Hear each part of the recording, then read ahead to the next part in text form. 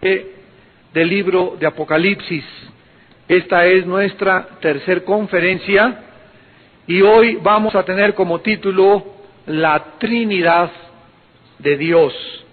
La Trinidad de Dios. Apocalipsis 1, versículos del 4 al 8.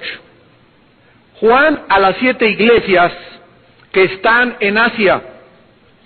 Gracia y paz a vosotros, del que es y que era y que ha de venir, y de los 7 espíritus que están delante de su trono, y de Jesucristo, el testigo fiel, el primogénito de los muertos y el soberano de los reyes de la tierra, al que nos amó y nos lavó de nuestros pecados con su sangre, y nos hizo reyes y sacerdotes para Dios su Padre.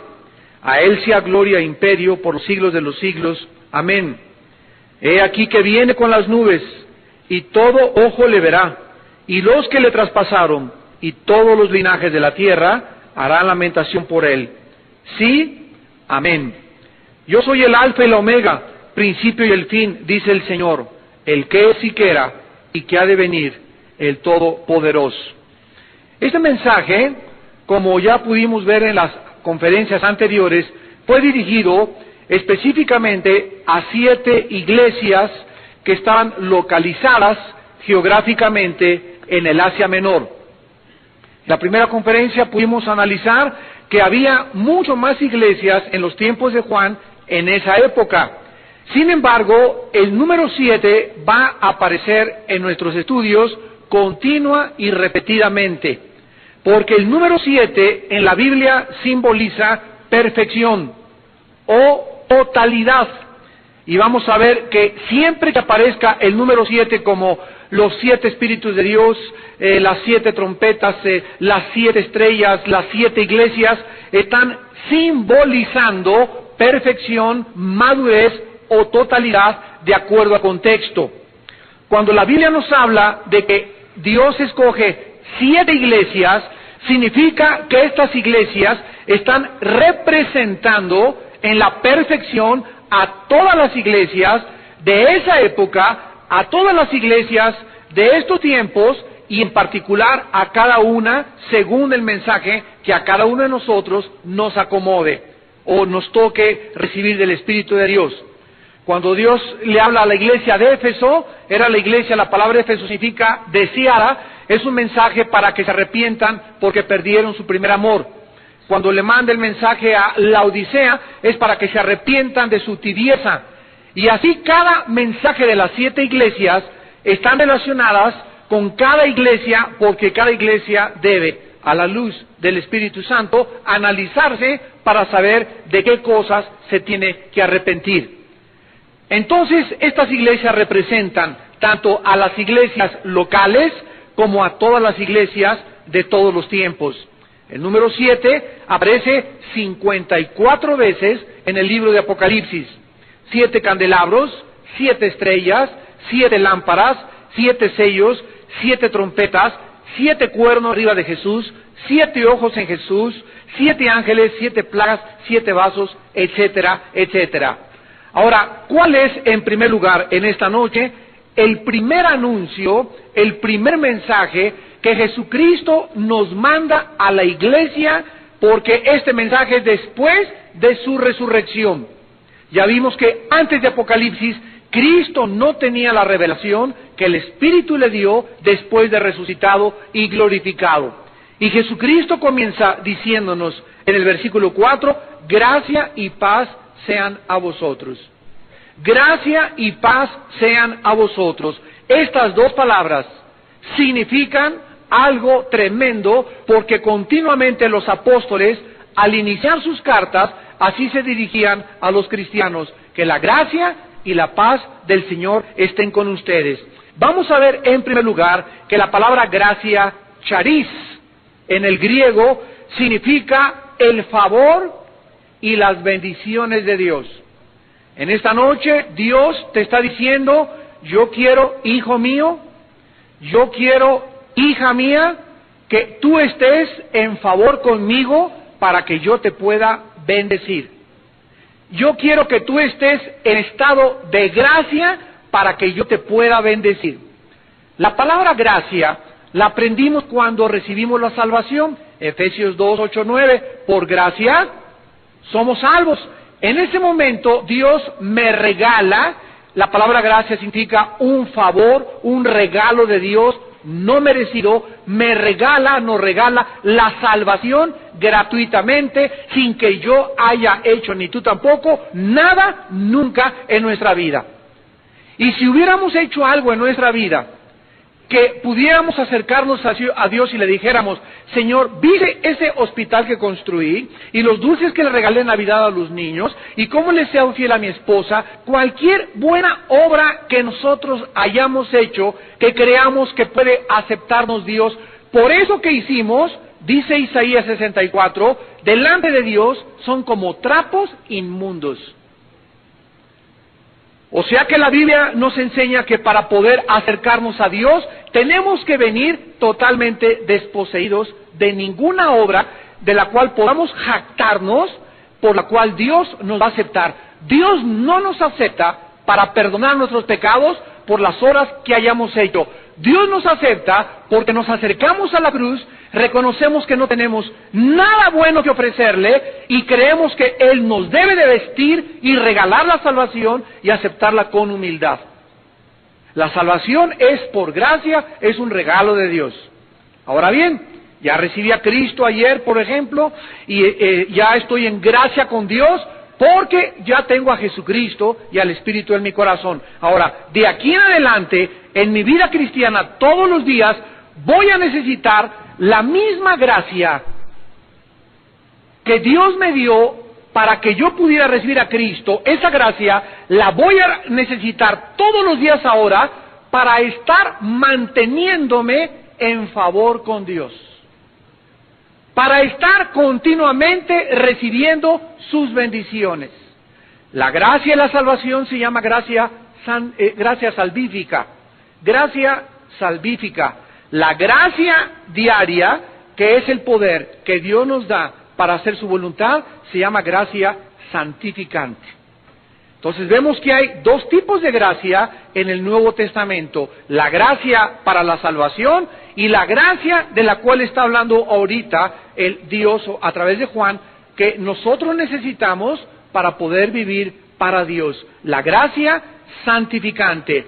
Este es el primer anuncio y el mensaje de Dios a todos nosotros. Esta gracia solo la puedes encontrar en Jesucristo. Pon tú que en esta noche tú eres cristiano, pero sin embargo en esta noche tú vives en pecado. Y tú en esta noche no tienes una relación adecuada con tu esposa. Estás enojado con un primo, con un pariente, con tus padres, no has perdonado. Cualquier cosa que estorbe la gracia de Dios a tu vida, tú en esta noche no la podrías recibir. Porque esta gracia solamente la puedes recibir si te encuentras en este estado de gracia con la sangre de Cristo que nos limpia de todo pecado. Entonces, ¿qué cosa estorba que Dios me pueda favorecer hoy en la noche, de camino a mi casa, mañana? ¿Qué cosa me impide que Dios pueda darme las bendiciones que me quiere dar? Solamente hay una cosa que le impide a Dios hacer eso a mi vida y a tu vida, y se llama pecado. El pecado estorba, bloquea, detiene, obstaculiza, es igual que una basurita insignificante en la bomba de la gasolina. El carro puede arrancar y el arrancador no tiene ningún problema. La gasolina está circulando normalmente, pero entre la bomba de la gasolina y el carburador hay una insignificante basurita que está impidiendo que pueda arrancar el coche. Y esa basurita insignificante entre Dios y yo, ese pecadito que tú crees insignificante, basta para detener la gracia de Dios a mi vida.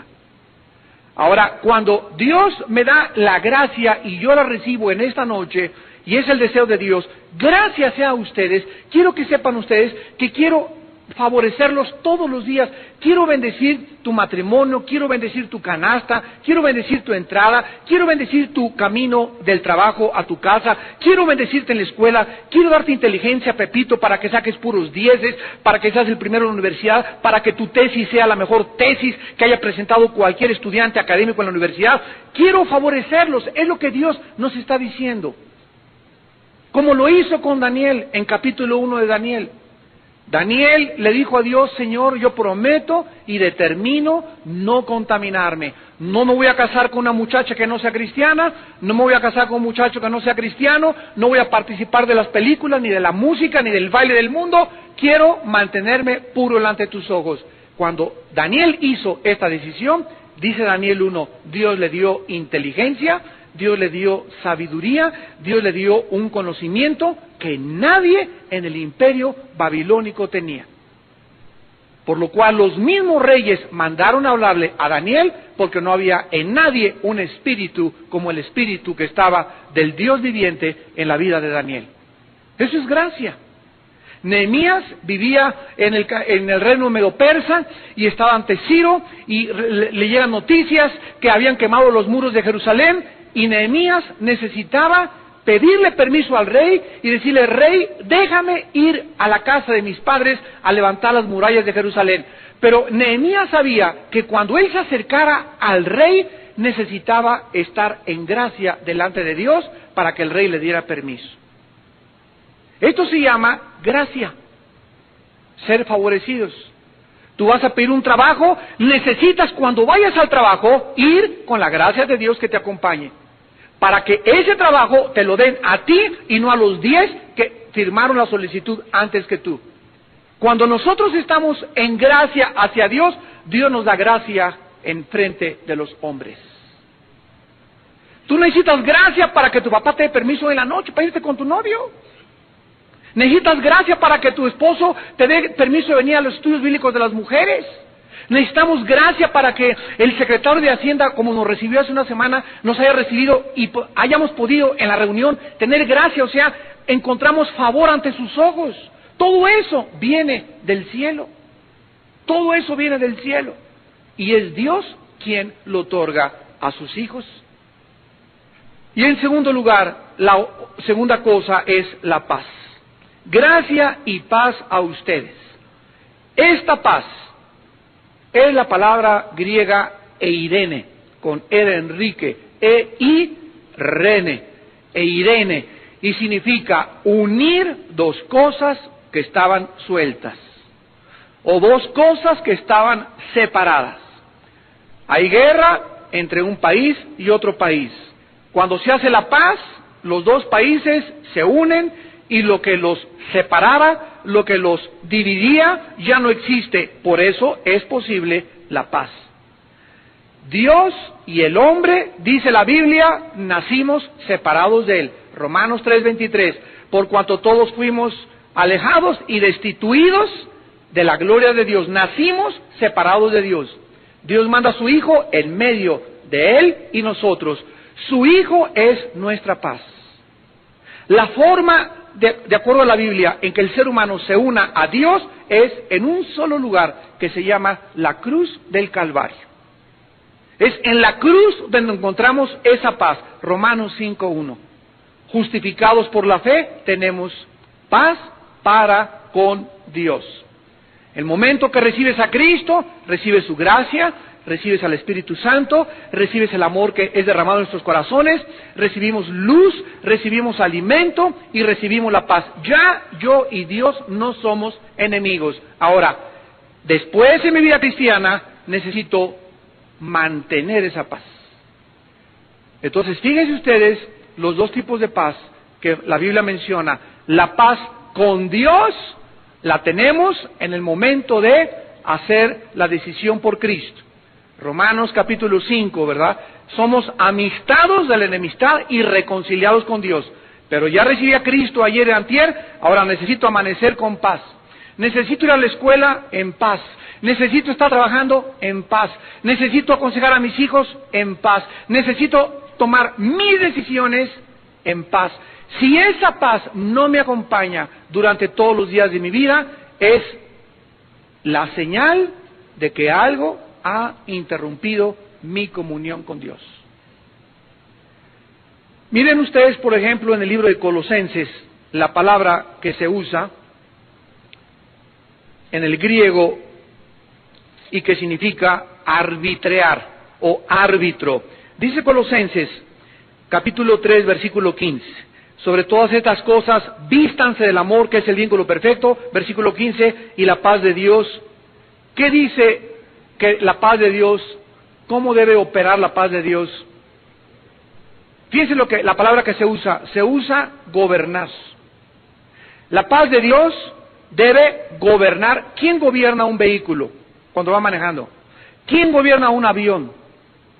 ¿Quién gobierna? Gobierno nos habla de autoridad, ¿verdad? ¿Quién gobierna un partido entre el América y las Chivas? ¿Quién lo gobierna? El árbitro. ¿Por qué lo gobierna el árbitro? Porque él es el que lo puede parar, sacar, expulsar y decidir las cosas que se hacen durante todo ese tiempo en que se desarrolla un partido de fútbol. En el fútbol americano hay como 4 o 5 árbitros y jueces afuera y cámaras. Entonces, esta palabra gobernar en el griego es árbitro. ¿Qué significa esto? Que dentro de nosotros Dios puso un árbitro. Y en el momento en el que yo estoy enojado, irritado, intranquilo, ansioso, preocupado, tenso, es el árbitro tocándome el silbato que no tengo paz y me está diciendo tarjeta roja. Mientras mantengas esa actitud de preocupación crónica, irritación, enojo, tensión, no puedes ni dormir, estás de mal humor todo el día, es una señal del cielo que hay un pecado en tu vida. Entonces, cada vez que perdemos la paz, es un pitazo de Dios mostrándonos de que algo en nuestra vida está mal con Él. Algo entró en mi vida, alguna puerta abrí, que ya perdí mi paz. La voluntad de Dios es, Filipenses 4, 6 y 7, por nada estén afanosos. El plan de Dios para mi vida y para tu vida es que no haya nada que me quite la paz. Hermano, pero usted no sabe el esposo que tengo.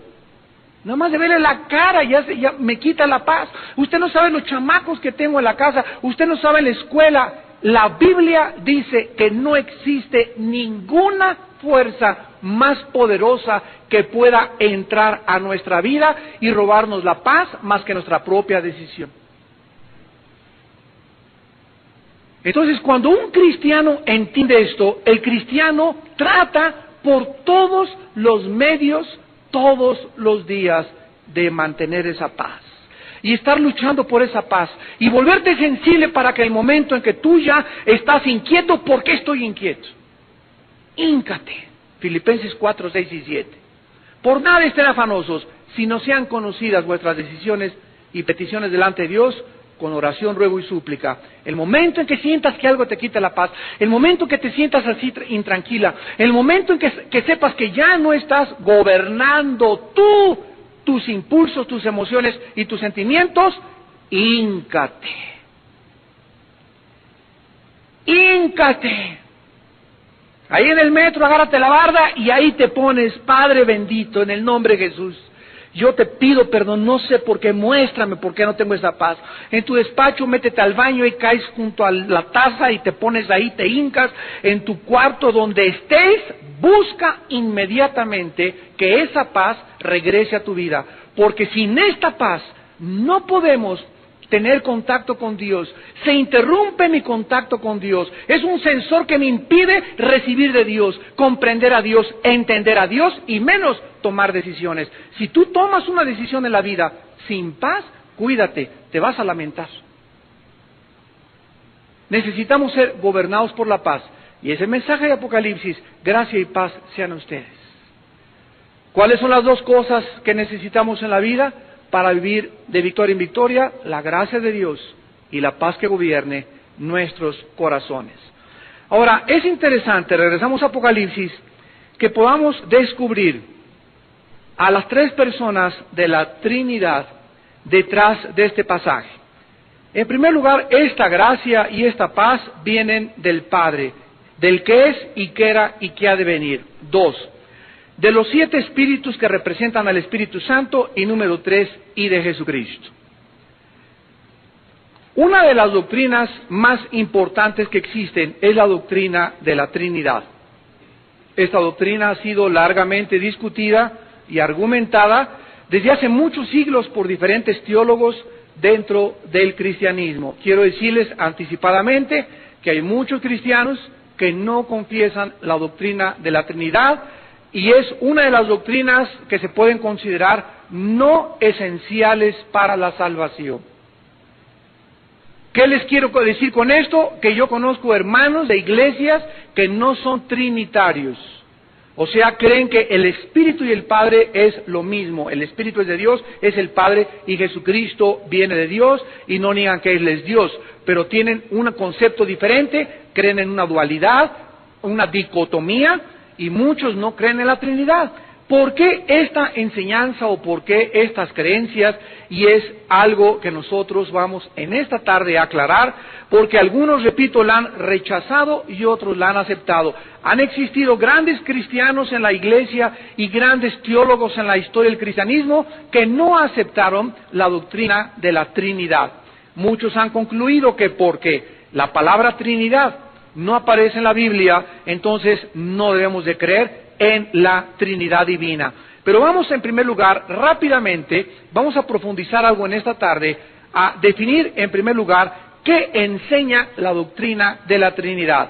La doctrina de la Trinidad enseña que Dios es uno manifestado en 3 personas distintas. Esto es el cimiento, básicamente, de la teología de la doctrina de la Trinidad. No creemos en 3 dioses. Hay gente que llega y nos quiere hacer parecer como tontos. Ustedes creen en 3 dioses, no es 3 dioses, es un solo Dios, una sola esencia manifestada en 3 formas distintas. Muchas veces me ha gustado a mí usar un ejemplo de la física, y le pregunto a una persona, dime cuál es la composición química del agua. H2O. 2 átomos de hidrógeno por 1 de oxígeno. Muy bien. Esta es la composición química del agua, es la esencia del agua. El agua en estado de hielo, en estado sólido, es H2O. En estado líquido y en estado gaseoso. Bueno, aquí vemos en la física una composición química manifestado en 3 fenómenos diferentes, pero sin embargo manteniendo la misma esencia química. H2O. Dios es así. El hielo, el agua y el vapor no es que sean 3 diferentes estados de la materia, es el mismo estado de la materia, pero bajo diferentes circunstancias, bajo el tiempo y el espacio, y bajo manifestaciones de fenómeno que son diferentes a la esencia H2O. Pero tanto el hielo, el gas y el agua líquida nos tienen la misma esencia. Dios es algo parecido. El Hijo es la divinidad, el Espíritu Santo es la divinidad, el Padre es la divinidad. No son 3 dioses, es la misma esencia manifestada en 3 personas diferentes. Otro ejemplo, un prisma. Si tú tomas un prisma y le diriges un rayo de luz blanca, y tú estás aquí del lado izquierdo mío, y le diriges un rayo de luz blanca, la persona que vea la entrada de la luz aquí saliendo del prisma, vas a ver una descomposición de 7 colores. Aquí ves solamente un rayo de luz, pero al atravesar el prisma se descompone en 7 colores. Entonces, ¿qué podrías tú concluir en tu bitácora científica?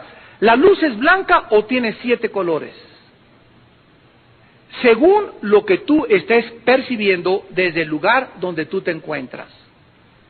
Si tú vas en un avión, tú vas a creer que todas las gentes son hormiguitas. Y no es que sean hormiguitas, sino que la altura te hace ver las cosas mucho más chiquitas de lo que son. Cuando tú bajas y te pones en el nivel, en la dimensión de las personas, te das cuenta que desde arriba parecen hormiguitas, pero ya aquí en esta dimensión, en las 2 dimensiones, aparecen de personas de bastante estatura. Todo depende con el lente con que vea las cosas. Entonces, una persona podría concluir que la luz es blanca, sin embargo, atravesando el prisma, te das cuenta que los 7 colores son 7 colores pero sin embargo forman parte del mismo rayo de luz blanca. Y descompuesto a través, Dios ha escogido atravesar y manifestarse en el universo de tres formas diferentes. Y este sello de tres cosas lo ha dejado Dios en todo el universo que Él creó. Nosotros somos cuerpo, espíritu y alma. 1 Tesalonicenses 5:23, Hebreos 4:12, Génesis 35. Entonces nosotros somos tripartitas y todo lo que nosotros vemos alrededor tiene el sello de una Trinidad. Ahora muy bien, Dios es uno, entonces un ser manifestado en tres formas diferentes. El Padre es Dios, el Hijo es Dios, el Espíritu Santo es Dios.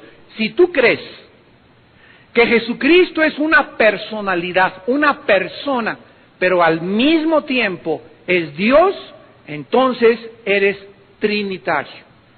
Si tú crees que el Espíritu Santo es una persona habla, una persona comunica, dice Hechos 5, le dijo Pedro a Ananías, ¿por qué le mentiste al Espíritu Santo? Yo no le puedo mentir al aire. Yo no le puedo mentir como dice una secta a los testigos de Jehová. El Espíritu Santo, dicen los testigos de Jehová, es una fuerza inmanente que sale intangible. Tú no le puedes mentir al aire. El Espíritu Santo los llevó. El Espíritu Santo dijo. La Biblia nos muestra que el Espíritu Santo es una persona con habla, con ojos, que manifiesta todo aquello que tiene una personalidad. Ahora, vamos a terminar con esto. ¿Es lógica la doctrina de la Trinidad? ¿Se podría dentro de la lógica clasificar? No permitamos, como les dije hace unos momentos, que nadie nos acuse de que porque tú crees en la Trinidad, creemos en tres dioses, porque es una manera de hacernos parecer tontos, como yo lo he visto en muchos lugares donde he tenido debates sobre la doctrina de la Trinidad. La teología cristiana, escuchen muy bien, les voy a dar bases muy fuertes para defender esta doctrina. La teología cristiana nunca es necesariamente lógica. Síganme con mucho cuidado. Vamos a echarnos un clavado bien hondo. La teología cristiana nunca es necesariamente lógica. Es lógico, fíjense ustedes, si seguimos la lógica, es lógico acusar a Dios como el autor del pecado. Irresponsable porque, número uno, Dios es todopoderoso, Dios todo lo sabe. Dios tuvo el poder, ¿sí o no?, de impedir que entrara el pecado. Sí lo tuvo. ¿Dios sabía que el hombre pecaría? Sí. Puesto que Dios no detuvo al hombre para que pecara, lógicamente, cuando lo pudo haber hecho, entonces Dios es el autor del pecado. Vean ustedes cómo, siguiendo una línea de lógica, se puede llegar a conclusiones ilógicas, a conclusiones absolutamente aberrantes. Todo esto suena muy lógico, pero nada puede estar más lejos de la verdad.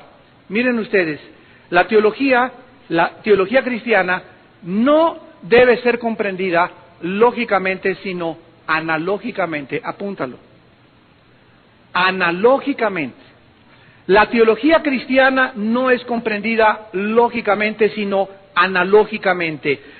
¿Qué significa analógicamente? La analogía es la relación, apúntala, la analogía es la relación de semejanza entre dos cosas distintas. La relación de semejanza entre dos cosas distintas. La Biblia se interpreta analógicamente y no lógicamente. La lógica, para que vean la diferencia, es como las matemáticas. La lógica es esto: 2 más 2 son 4, 4 y 4 son 8. Esto es la lógica. Sin embargo, en la Biblia, no siempre 2 más 2 son 4. ¿Ya vas entendiendo? Ahora vean ustedes lo que significa analógicamente comparar escritura con escritura. Nunca basamos una enseñanza de la Biblia en un solo versículo. Nunca basamos la enseñanza de la Biblia en un solo versículo.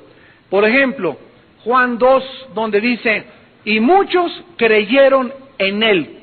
Si sacas ese versículo, concluyes lógicamente, fueron salvados. Pero el versículo que sigue dice, mas Jesús no se fiaba de ellos, porque conocía sus corazones. Entonces, si tú no lees los versículos después y los que anteceden al texto, haces un pretexto del contexto. Otro ejemplo, Jesús dijo, el día y la hora nadie la sabe sino el Padre que está en los cielos. Los testigos de Jehová sacan ese versículo, Mateo 24, 25, y dicen, como lógica, si Jesús dijo que él no sabía cuándo era la venida del Hijo del Hombre, y Dios es omnisciente, Jesús no puede ser Dios, porque Jesús debería de saber todas las cosas. Eso, lógicamente, tiene esa conclusión totalmente aberrante. Pero si comparamos con Filipenses 2, siendo igual a Dios, Jesús no estimó el ser igual a Dios, sino que se despojó a sí mismo y se hizo en forma de siervo semejante a los hombres. Nos damos cuenta que Jesús en el cielo tenía las prerrogativas de Dios y al bajar a la tierra se despojó de estos derechos y de estas prerrogativas, y por causa de el Padre y la salvación se puso debajo del Padre mientras caminó 33 años. En cuanto resucitó, ocupó un lugar más elevado que el que tenía y volvió otra vez a la gloria que tuvo antes con el Padre. Entonces, cuando un testigo de Jehová dice, es que Dios no sabía, conclusión, Dios no puede ser Jesucristo, es porque no han comparado analógicamente Escritura con Escritura. Y cuando tú no comparas Escritura con Escritura, acabas con conclusiones heréticas. Les voy a dar un ejemplo. Muchas escrituras desafían la lógica humana. Abraham, sí, patrón, dame a tu hijo. Una orden de Dios, ¿no es verdad? O sea, lógicamente, Señor, yo no te entiendo. Si uso la lógica, ¿cómo me pides que te dé el hijo que tú me prometiste, que a través de él viene la semilla? Primero me prometes, ¿son tus promesas verdaderas o son falsas? ¿Cómo me pides que te entregue a mi hijo? Esto es ilógico. Señor, tú no puedes darme esa orden. Josué, sí, ataca Jericó. Llegó la hora, mis generales. A ver, lanzas, redes, catapultas de asalto, vamos contra Jericó, hagan ejercicio, pongan a hacer pesas en la noche, porque vamos a agarrarnos, pero duro contra esos cuates de Jericó. Van a ver nomás cómo les veré en feria.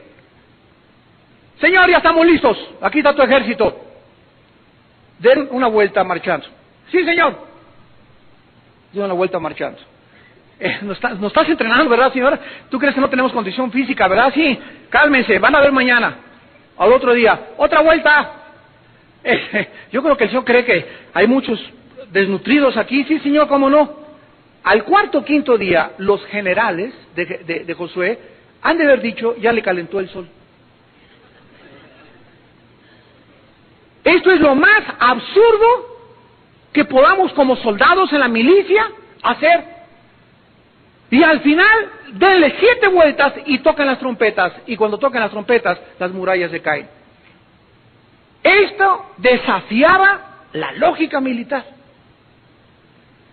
Y sin embargo, son los caminos de Dios, porque los caminos de Dios no son nuestros caminos, y los pensamientos de Dios no es la lógica que usamos nosotros aquí abajo.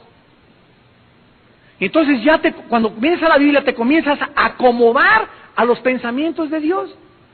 Dios te dice, no te cases con un muchacho que no sea cristiano. Eso desafía mi lógica, padre. Tú no sabes quién es él. Mira, tiene billete, tiene coche, tiene carrera, y además él sigue su religión y es muy buena gente. Mis papás lo quieren mucho, él nos trae juguetes en Navidad y nos ha ayudado en la familia, y estoy segurísimo que hay cristianos, hay muchos que son peores que él. Él es mejor que muchos amigos que yo conozco.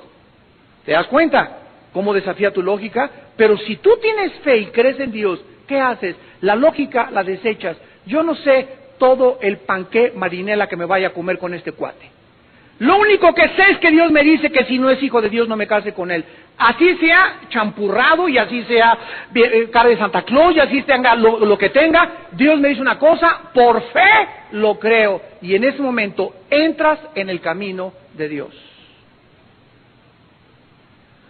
Porque Dios desafía nuestra lógica. Mujeres, respetan a los maridos. Es que mi marido es un justo, es que tú no sabes cómo me trata mi marido. Respétalo, sométete a él, ora por él. Desafía la lógica, ¿verdad?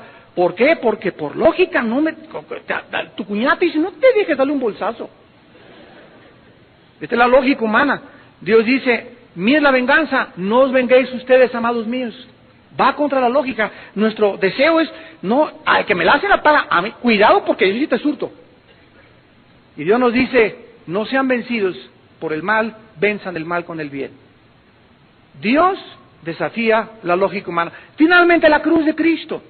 Los judíos estaban enfrente de la cruz en el monte Calvario y veían a Jesús y decían, ¿cómo puede ser Dios si la Torah en el libro de Deuteronomio dice, maldito el que es colgado en un madero? ¿Cómo puede Dios ser maldecido? ¿Y cómo puede, si tú eres el Salvador, bájate la cruz? Ya no nos engañas. La cruz hizo pedazos la lógica y la sabiduría humana.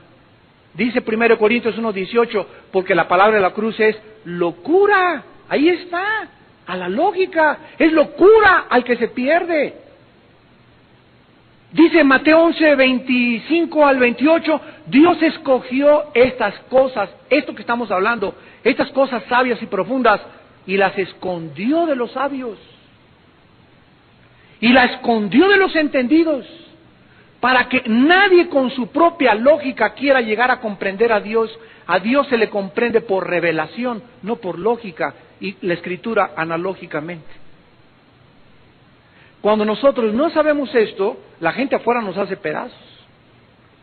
Y tú tienes que entender cómo funciona esto para que te des cuenta por qué Dios escogió también la cruz. La cruz, los griegos creían y decían, los dioses, de acuerdo a los griegos, eran lo máximo que pudiera haber, y era Titán, ¿verdad? Y Neptuno, y bajaban a la tierra. ¿Cómo podía un Dios morir por los seres humanos? ¿Cómo podía un Dios sacrificarse? Esto es absurdo, decían los que seguían a Zenón en aquellos tiempos, los estoicos y los epicúreos. Esto va contra toda lógica y contra toda filosofía elemental. Pues Dios escogió eso a propósito para destruir la sabiduría y el entendimiento de los sabios y de los griegos y de los filósofos. Dios escogió lo que no es para deshacer lo que es, lo débil del hombre para avergonzar a los fuertes, y lo necio y lo absurdo del hombre para avergonzar a los sabios y a los entendidos. Dios lo hizo a propósito, para destruir nuestra lógica. Concluimos pues, ¿verdad?, que Dios no es el autor del pecado. Dios sabía que Adán iba a pecar. Dios sabía que el pecado iba a entrar al universo. Sin embargo, Dios, al darle la libertad a las criaturas que Él creó, los hizo responsables de la entrada al pecado, aunque Él sabía que el pecado iba a entrar, y lo usó como una bendición para demostrar en los siglos venideros las abundantes riquezas de su gracia para con nosotros en Cristo Jesús. Efesios capítulo 2. ¿Qué les quiero decir? Que Dios simplemente pudo no haber creado criaturas. Este domingo estábamos mi mamá y yo y mis hijos y comiendo ahí con una tía de nosotros que es muy, ¿verdad?, muy filósofa y no le ha podido caer el 20. Y me hizo esa pregunta, ¿por qué si Dios, yo soy sobrino, ¿por qué Armandito me dijo, si Dios es Dios, ¿por qué no sabe el pecado? Y me dijo que nadie le había podido contestar esa pregunta. Y le dije, tía, mira, Dios pudo no haber creado nada simplemente así, nada. Y seguir el Padre, el Hijo, el Espíritu Santo por los siglos de los siglos allá en la eternidad. En segundo lugar, Dios pudo haber creado una raza humana robótica, que el pecado no entrara. ¿Lo pudo hacer? Claro que lo pudo hacer, pero hubieran sido puros robots. Pero a Dios le dio su real gana. Y Él en su inmensa sabiduría ha escogido y eligió, comparado a nuestra lógica. Pues yo, si hubiera sido Dios, no hubiera creado nada. En primer lugar, no dices tanto porque la nada no se puede comparar con la nada, bruto. Dios en su inmensa sabiduría escoge crear seres que escojan adorarlo y servirlo y amarlo libremente. Y eso era el riesgo de que el mal entrara al universo. Dios corrió ese riesgo y Él pagó por ese riesgo, muriendo Él mismo en una cruz. Cuando nosotros vemos esto, también encontramos que la Trinidad es una doctrina que desafía la lógica. Sin embargo, hay algo que es importante y que no podemos hacer a un lado. Rápidamente, miren ustedes, en Génesis 1:26, inclusive en el Antiguo Testamento, cuando hemos hablado también con rabinos, Muchos rabís que yo he hablado con ellos, muy sinceros, me han dicho, Armando, es que ustedes son politeístas porque creen en 3 dioses. ¿Por qué se expresan de esa manera? Porque, te repito, no han entendido ni siquiera el concepto de la Trinidad. No son 3 dioses. Y entonces, yo he tenido oportunidad de compartirle esto a muchos judíos. Porque acuérdense que en Deuteronomio 6:4 dice en hebreo, Shema Yisrael, Adonai Elohim, Adonai Echad.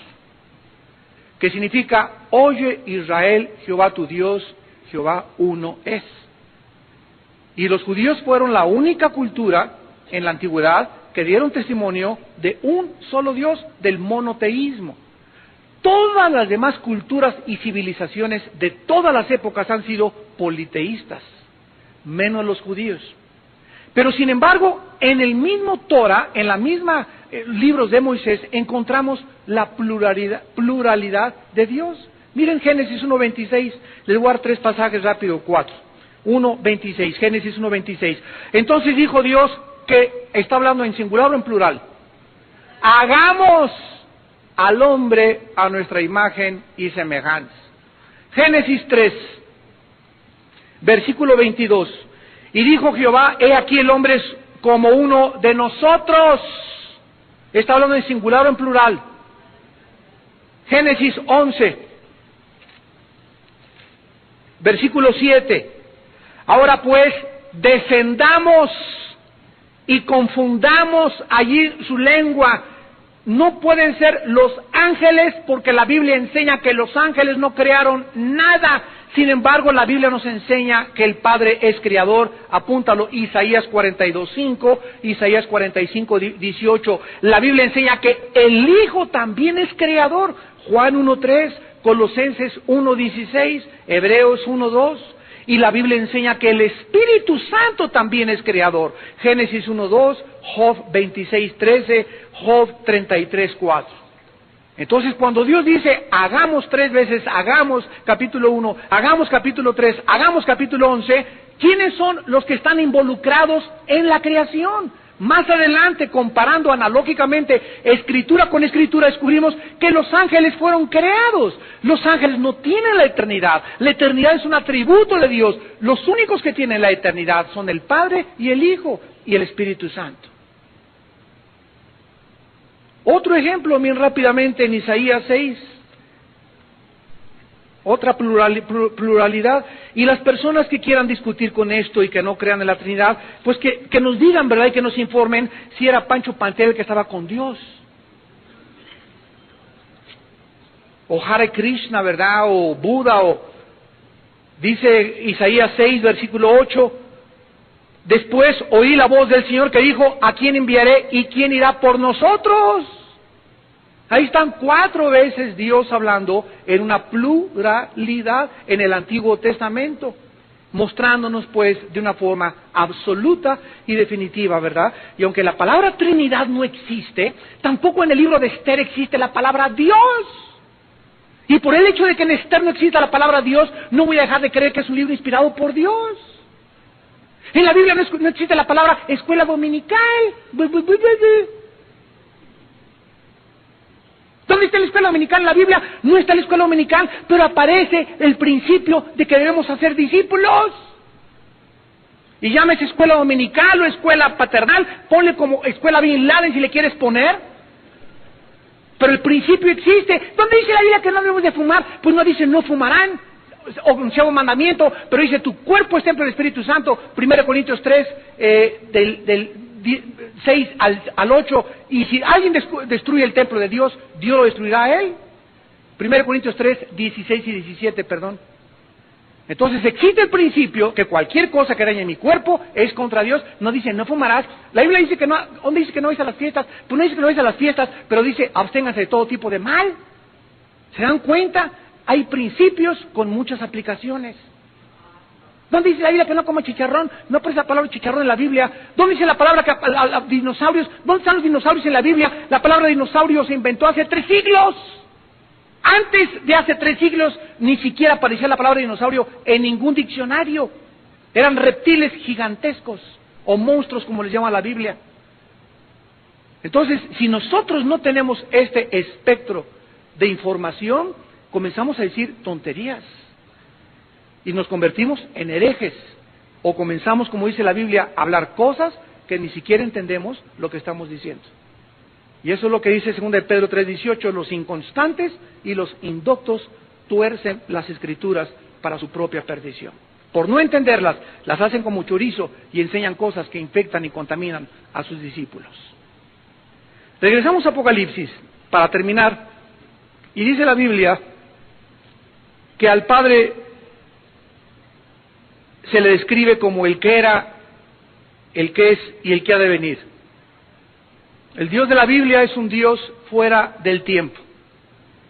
Es un Dios que está fuera de nuestras 4 dimensiones.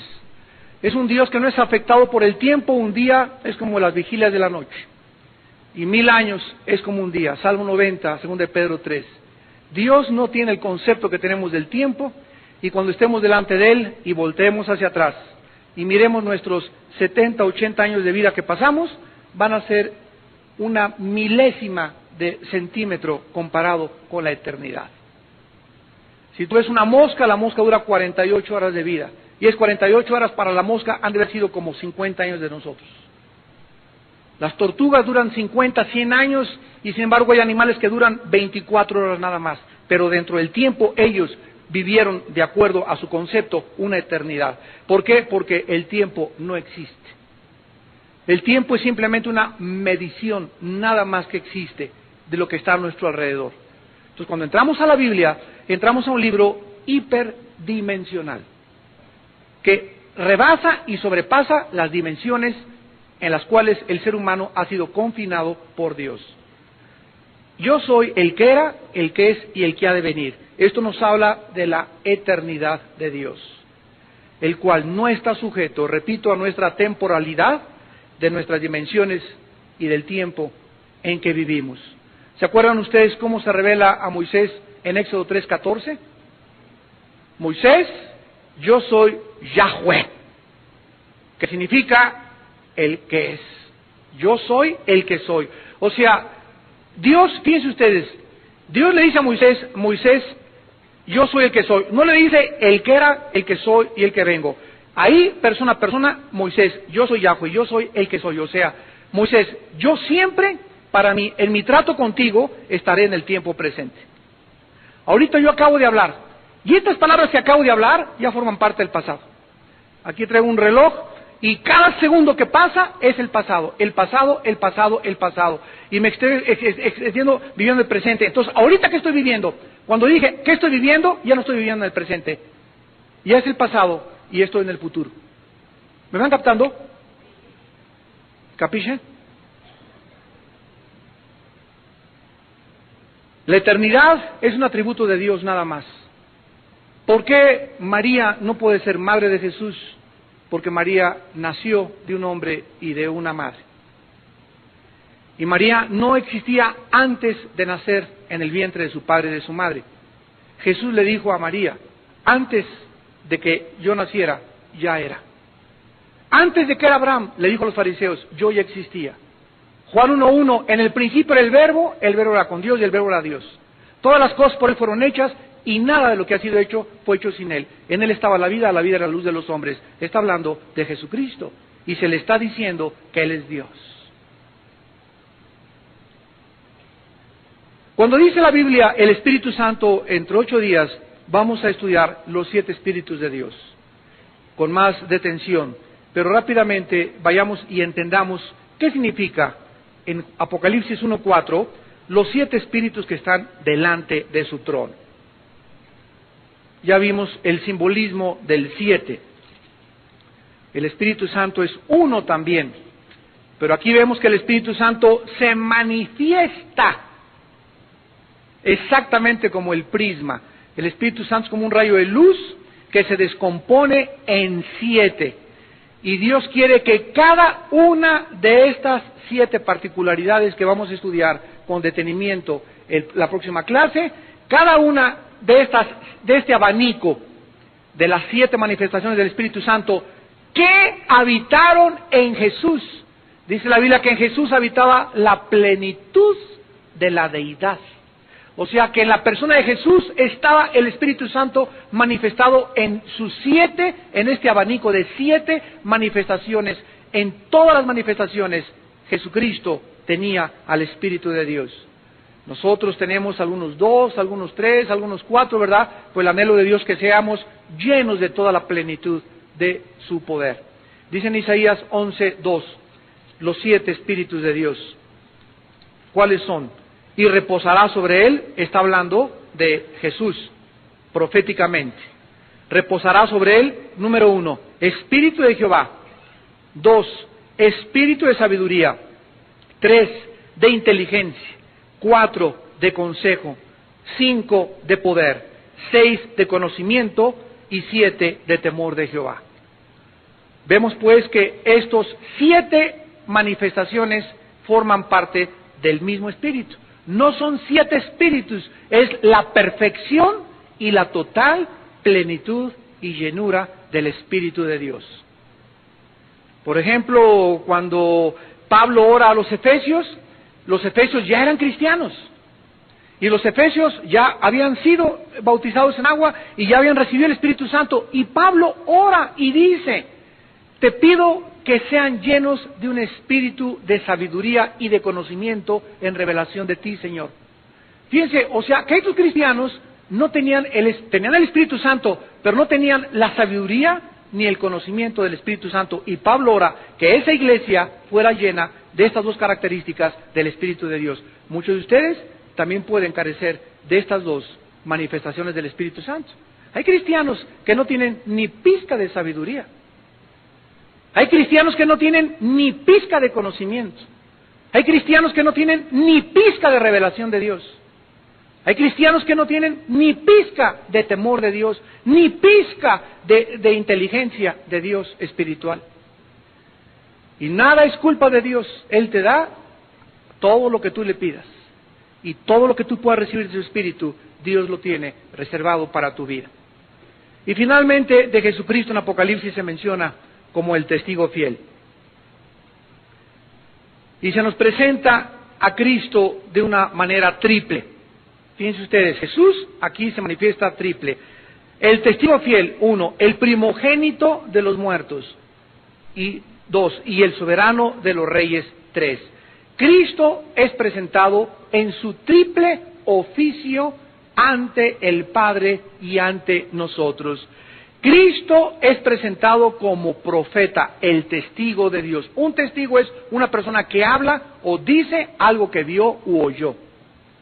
Él nos trajo la palabra de Dios, Hebreos 1:1, Dios habiendo hablado muchas veces y de muchas formas, en otros tiempos por los profetas, ahora en estos tiempos nos ha hablado por el Hijo, a quien constituyó heredero de todo y por quien asimismo hizo el universo, el cual siendo la misma forma e imagen de su substancia, y después de haber hecho la purificación de nuestros pecados, se sentó a la diestra del Padre en las alturas. Ahí se nos presenta Hebreos 1, del 1 al 3, a Jesús como el profeta de Dios. En segundo lugar, como el sacerdote. Dice la Biblia que Él es el primogénito de los muertos y es aquel que se ofreció en sacrificio, en ofrenda y en el sacerdocio en nuestro lugar en la cruz. En el Antiguo Testamento había el que traía la ofrenda, lo estamos viendo los domingos en Levítico, viene la familia Díaz con la ofrenda. El sacerdote recibe la ofrenda y el sacerdote le clavaba el puñal al sacrificio. Cristo en la cruz fue la ofrenda, el sacrificio y el sacerdote, las 3 cosas al mismo tiempo. Por lo que los tipos del libro de Levítico representan tanto al ofrendante, representa a Cristo, el sacrificio representa a Cristo y el sacerdocio representa a Cristo. Todo está Cristo escondido detrás de las páginas de la Biblia de una forma maravillosa. Porque a Dios, ¿se acuerdan de lo que les dije? A Dios le gusta esconderse. ¿Para qué? Para que lo busquemos. Ay, ¿dónde está, Señor? Ven y busca, me dice el Señor. Yo no entiendo esto. Ve y busca. Ahí tiradote. vaya y párese y comience a buscar y agarre el pico y haga hoyos para que salga el petróleo. Yo quiero que salga petróleo. Tienes que hacer picos y tienes que taladrar y tienes que meterte una mina y tienes que escarbar. Todo aquello que tú busques lo vas a encontrar. Nada lo haces en estado de letargo, ni de flojera, ni de apatía espiritual. Nunca lees la Biblia, nunca oras, nunca ayunas. ¿Cómo puedes encontrar los tesoros y las piedras de la Biblia? Cuando hay un principio que dice, me encontrarás porque me buscarás. Porque al que busca, encuentra. El que pide, se le da. Y al que toca, se le abre. Entonces Cristo nos es mostrado, ¿verdad?, como el sacerdote, y dice en Apocalipsis 1:5, al soberano de los reyes de la tierra. Cristo fue profeta, sacerdote y rey, porque Él vive actualmente gobernando el universo desde arriba con su Padre en las alturas. Versículo 7, aquí viene con las nubes y todo ojo lo verá y los que le traspasaron. Cuando Jesús venga, va a ser, Mateo 24, visto por el occidente y por el oriente. A ver, explíqueme, hermano, porque cuando en el oriente es de noche, aquí es de día, y cuando aquí es de día, allá es de noche. Y aquí dice la Biblia que cuando Jesús venga, el occidente y el oriente, todo ojo le verá. ¿Cómo está eso? Porque la Biblia enseña que cuando Él venga, Zacarías 14, del 1 al 10, no será ni de día ni de noche. Dios detendrá totalmente el movimiento de la tierra en relación con el sol y con la luna, y en el oriente y en el occidente será exactamente el mismo día, la misma claridad, y se podrá ver a Jesucristo. Dice Romanos 11, 25 y 26, que cuando venga Cristo todo Israel será salvo. Se convertirán al Mesías, a quien traspasaron, dice la Biblia, y harán lamentación por él. Zacarías 14 dice que será derramado el espíritu de gracia sobre Israel y podrán verdaderamente recordar que aquel que murió en la cruz era verdaderamente el Yeshua HaMashiach, el Mesías enviado por Dios. Y termina este pasaje en el versículo 8 de Apocalipsis diciendo, yo soy el alfa, el omega, el principio y el fin. Saben ustedes que el alfa es la primera letra del abecedario griego, y la omega es la última letra, es como la A y la Z. Yo soy la A y yo soy la Z. Y en medio de la A y la Z, ¿qué hay? Pues todo el abecedario, ¿no? Cuando Dios dice, yo soy el principio, ustedes saben que hay un principio, Génesis 1:1, en el principio Dios hizo, Dios creó los cielos y la tierra. Antes de ese principio, ¿qué existía? Antes de ese principio no existía el tiempo. Cuando dice Génesis 1:1,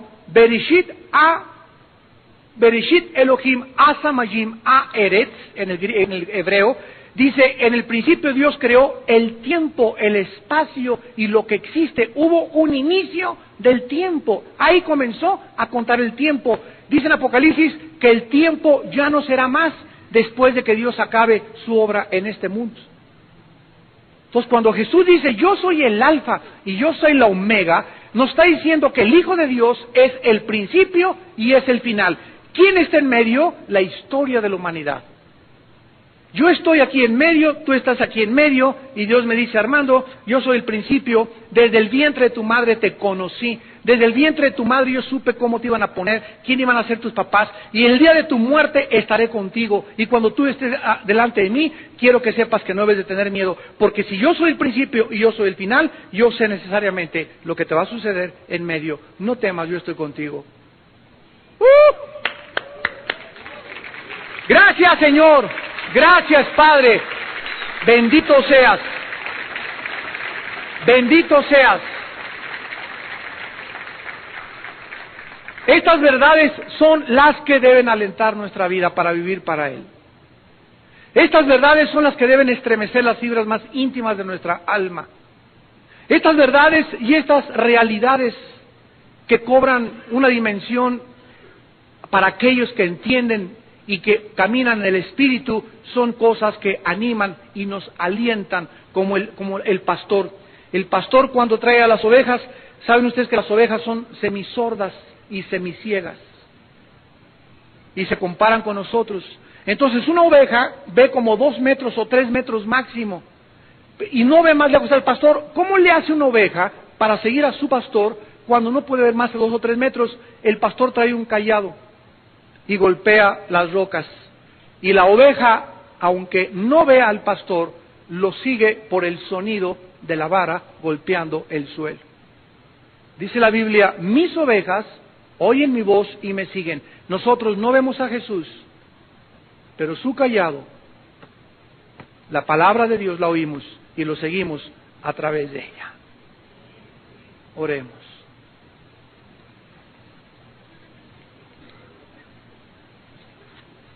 Bendito Dios y Padre de nuestro Señor Jesucristo,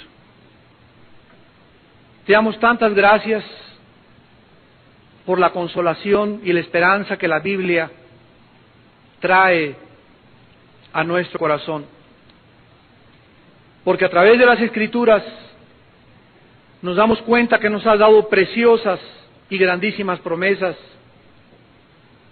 para que por ellas participemos de la naturaleza divina,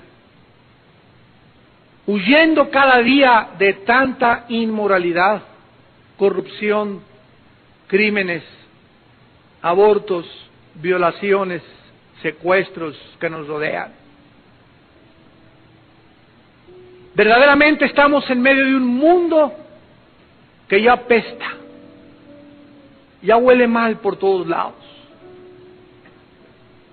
Mantengamos la paz en medio de tanta incertidumbre. Mi paz les dejo, mi paz les doy, dijo Jesús.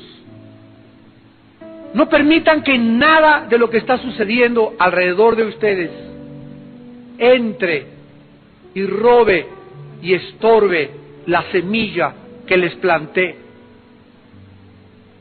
Porque esa fe que Dios nos ha dado es esa semilla incorruptible, eterna y preciosa que debemos diario regar y sensibilizarnos a la voz del Espíritu Santo para no alejarnos ni permitir que la maldad nos enfríe como hermanos y hermanas que somos, miembros de la familia de Dios.